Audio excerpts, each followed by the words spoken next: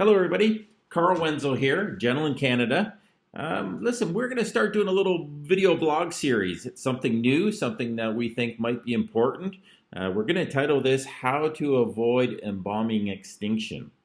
We're going to do a short series. There'll be several different blogs that we'll do as time goes on. But we want to talk about how things are changing in our profession and how can we avoid the extinction of embalming. We all know that our profession's changed dramatically, especially in the 25 years I've been into it. We're embalming less and less. We got to figure out why that is and how we can revert that back to the way it used to be. It used to be where we embalmed everybody. Unfortunately, now that's not the case.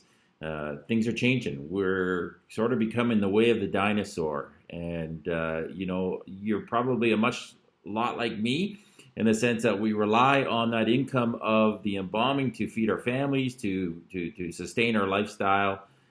So we got to figure out what's going on here. So that's what we're going to talk about. We're going to talk about lots of different little things on how perhaps we can change it. And the first topic we're going to talk about is tissue firming. And is that a sign or indication that your body is well embalmed? So get ready and let's get started. Okay, so let's talk about, is firmness of the body an indication of preservation? To me, the answer to that is no, because I know first-handedly, I've used chemicals in the past that the body appears to be firm, but the preservation qualities of that chemical aren't sufficient enough to preserve the tissue. Meaning they feel good today, they look preserved, but as the days progress leading up to the funeral service, the body starts to change. And that's because I had that false sense of security of good preservation because of the firmness. And in fact, it wasn't preserved good enough. We've all had it happen. And if you're telling me you haven't, you're lying to not only yourself, you're lying to me. The fact of the matter is, too, firmness is not something we really want to present to the family. We don't want to present a body that is feeling like the tabletop. Feels hard. We want the bodies to feel pliable. We want them to feel natural. Because if you were to touch one of your loved ones that you've lost and they felt so unusual, hard, not only are they going to feel cold to the human touch, but now they feel hard. And perhaps maybe even they've grayed out a little bit because of the chemicals we've used. Maybe we've over-embalmed that body, so they're extra hard, extra gray. The cosmetics aren't good. It's not natural. These are things that we have to take into consideration. We don't know what's best for the families we serve. We may assume we do, but we don't. We have to listen to what the public's saying to us. And the public's saying to us, we need to change. We need to change the way embalming is perceived to the public, but we have to also change the way our bodies are looking and how they're presenting to the public so we can bring back the embalming world. It's changing too drastically for me, and that's why I'm doing these blogs. I'm not one to do stuff like this, but we need to. We all need to. We all need to start sharing our voice and make a change in this world. So how can we make the body seem more natural? Well, there's new chemicals out there that leave a body more natural, more pliable, easier to work with, won't gray the bodies out anymore, just a more natural feel.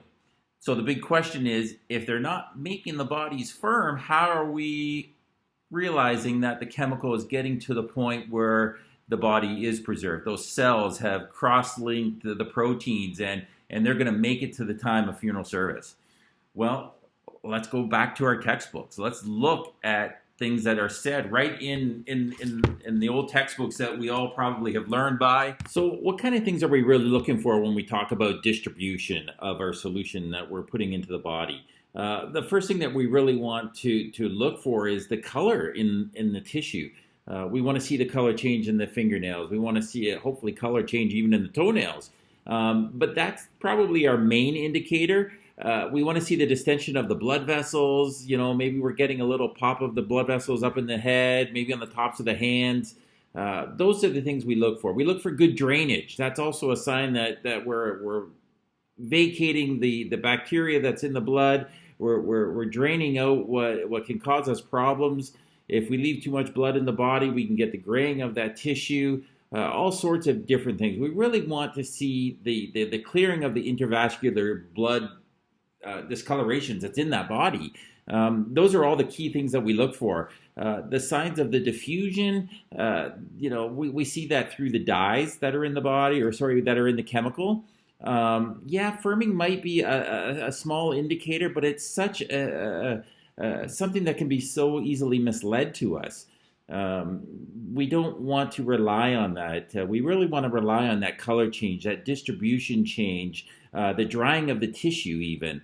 If the chemical is getting there, you're going to see that drying of the tissue. It doesn't have to be excessively dry in the sense where we're dehydrating, because again, that causes us more problems.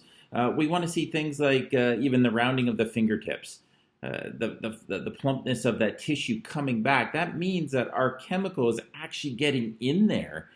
There's all sorts of different ways that we can do. There's fluorescent dyes that we can even put in the arterial solution, or even perhaps it's in some chemicals that we can look for under a fluorescent light. But that firmness is not a true indication that our job is done. So those are the things that we need to really focus in on. So with that, that's why I've created this little blog, and it's going to be a little bit of a series. Bear with me. This is something new to me too, all this technology, but I think we can use it to our own advantage. We can definitely change and revert the public aspect back to embalming, and that's what we all want. So stay tuned for the next one. I think probably what we will actually talk about maybe on the next one is how to avoid that gray body, how to not gray out the bodies in the days leading up to the funeral service. So look out for the next little blog I'll do shortly. And again, it's nothing new I'm saying, it's just the realities of our world. So thanks for listening. See you soon.